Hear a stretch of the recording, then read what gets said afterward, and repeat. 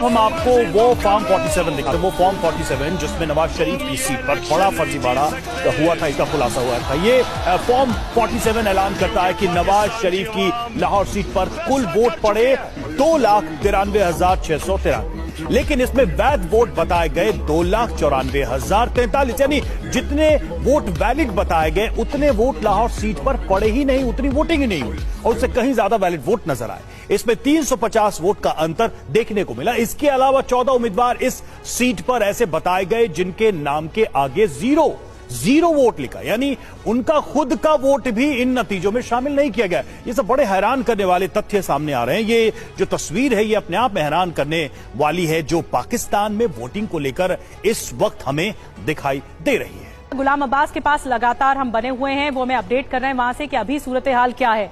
गुलाम, निर्दलीय उम्मीदवारों पर सबसे ज्यादा इस वक्त फोकस है और यही पार्टियों का भी फोकस होगा कि कहां दांव लगेगा।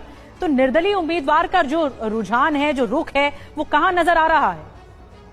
देखिए दीदी, ये तो बड़ी क्लियर बात है कि ये वो लोग हैं, इमरान खान को ने इन लोगों को, जिन लोगों को टिकट दिया था और कहा था कि ये मेरे उम्मीदवार है, ये वो लोग हैं जिन्होंने पिछले 1.5-2 साल में बहुत टफ टाइम गुजारा है। इन्होंने वो सारा प्रेशर बर्दाश्त किया और उसके बाद खड़े रहे और इसी वजह से इनको टिकट दिया और लोगों ने इसको जताया। दूसरा दीदी मैं आपको बताऊं, हमने इलेक्शन प्रोसेस पूरा